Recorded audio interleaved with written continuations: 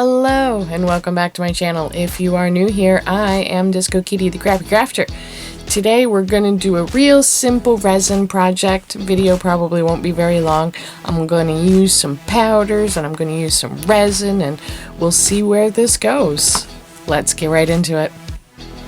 Okay, first we're going to start with the resin. I'm still using that really cheap stuff that's Kisril or Kisreel or Kisril or whatever it's pronounced. I mean, it's not a bad resin. It's not. It's just, it doesn't degas like I would like it to, but because I'm going to make this a solid black, I don't really care if there are mini micro bubbles in it. So like I said, we're going to dye this black, and I used both ink and powder. I used the ink and then I was like, oh, the last time I used ink, it wasn't black enough, so I put some powder in before I mixed it. And then we're going to put some multi-chrome powders on the mold itself, dust the mold in different colors. We've got red, orange, yellow.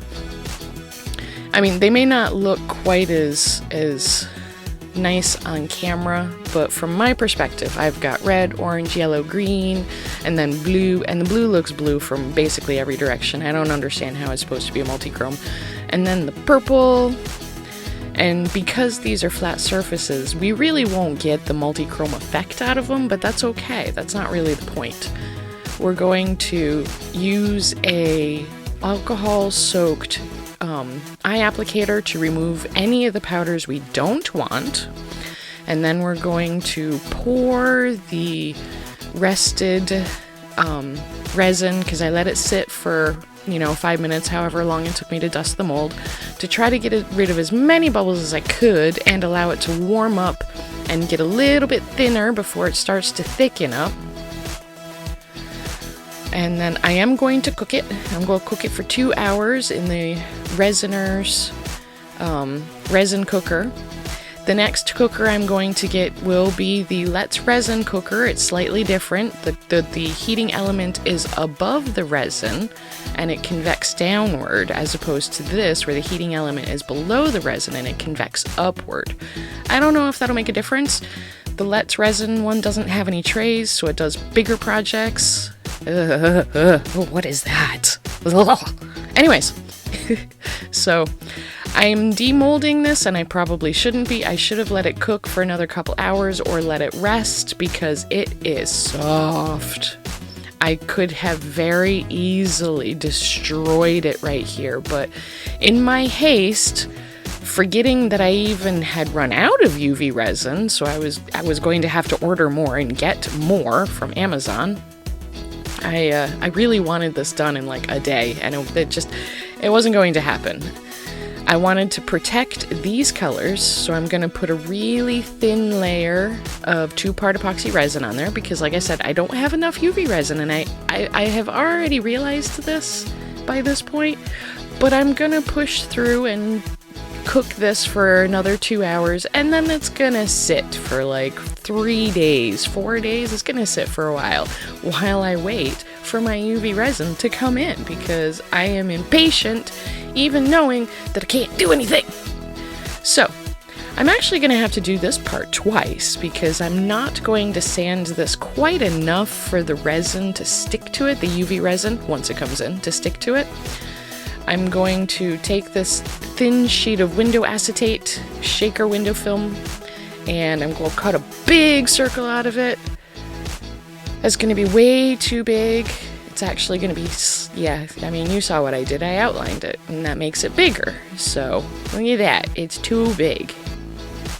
So I'm going to have to outline it again while it's on top, which is what I should have done the first time. And yeah, I don't do any of that on camera because I'm a moron and my camera was just in the wrong spot, and eventually I will get around to moving it. I'm picking out all of my colors. I'm going to put 2 little glass beads in each one of them to help move the powder around. That's not going to work, but it was an idea. It was a process. So for these, I'm going to put like the purple powder and the red powder and the orange powder is just way too much, and the yellow powder is way not enough. But here I'm going to outline everything in UV resin now that I have it. It's been 3 or 4 days at this point, and yeah, this isn't gonna work so well because I don't sand the edges of the acetate sheet, and I don't allow it to create a bead around the edge up over the edge of the acetate sheet. So the acetate sheet is just gonna pull right off the UV resin, and then I'm gonna have to pull the UV resin off of the regular resin. The other thing I didn't do here is I didn't burp them. Every one of those spots has a little bit too much air in it, and I didn't burp it like I should have. But here is where we're going to find out that it's just not going to stick. I'm going to use my little tiny pen drill, which I've only used a couple times. And when I pull it out, I'm going to pull it out at a slight angle, and it's going to catch, and it's just going to pull that right off. And my original thought was, oh, we can fix this. We'll just put a little more UV resin in there and fix it. And then I was like, but wait, that UV resin is really, really, really smooth.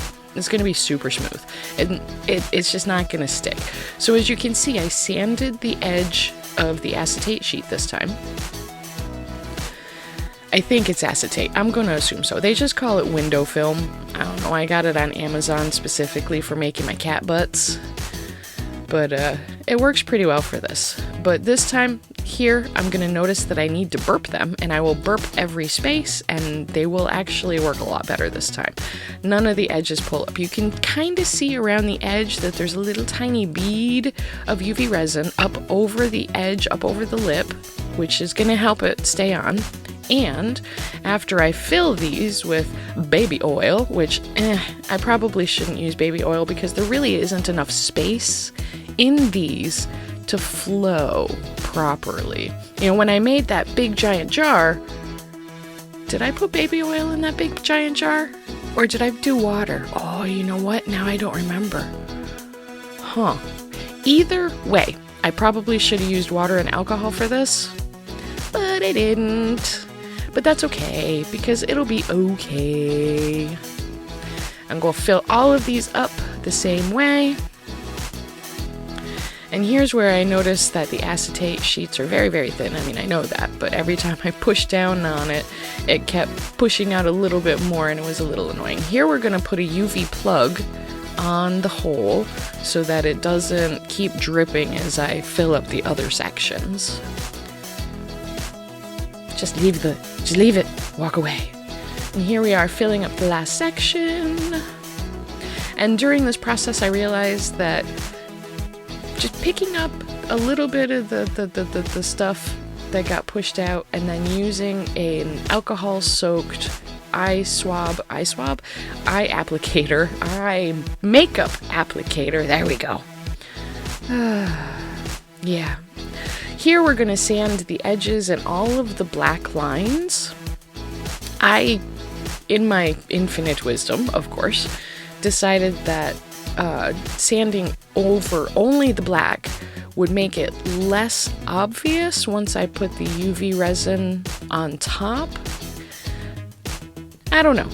I think it worked pretty well. I probably could have sanded the whole thing, but I have had issue with that with my cat butts in the past, where I've sanded the entire face, and then you can still see some of the scratch marks.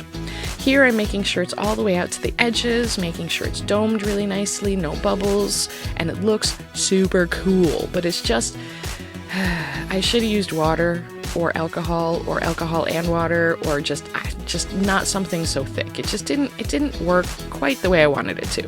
But you know what? That's okay. It is super pretty anyways, even if you don't get the two-tone effect I wanted. Well, that was a little frustrating at times, but it came out. It technically works. Technically. I got a little too much powder in this one, and this one, and this one, and this one. This one's just right, and this one has too little. But what do you do? It's definitely not going to flow like I was hoping it would. But, you know, it's still fun. It's still fun.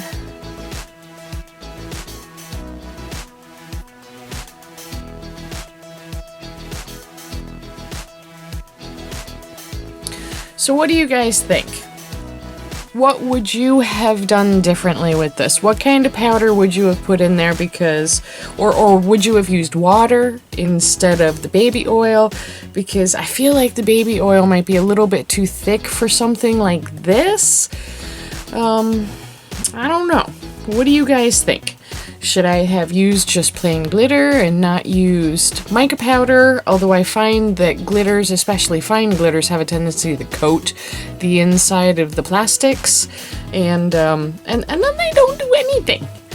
So you'll see this little yellow spot here. One of the things I should have done was I should have pre-mixed the mica powder in with the oil.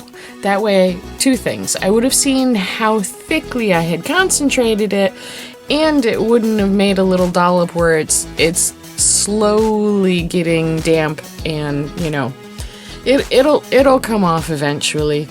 But yeah, these little balls didn't do what I was hoping they would do. They're falling way too slowly. But it's okay.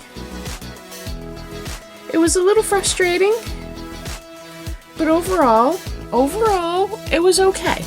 And I think this will make a just fine coaster, just the way it is, or we can hang it up on the wall and all the powder will settle, and then you can shake it up and have the two-tone thing going on, because like behind the yellow is the purple, behind the purple is the yellow, and so on, you know. Did contrasting colors. But yeah, what do you think? Let me know in the comments. This one, I'm cutting it real close to update day because I ran out of UV resin, and then I didn't get the new UV resin for almost a week. So today is Monday and this gets uploaded on Wednesday, so we'll see how that goes. Anyways, thank you so much for coming, and I'll see you next week. Stay safe.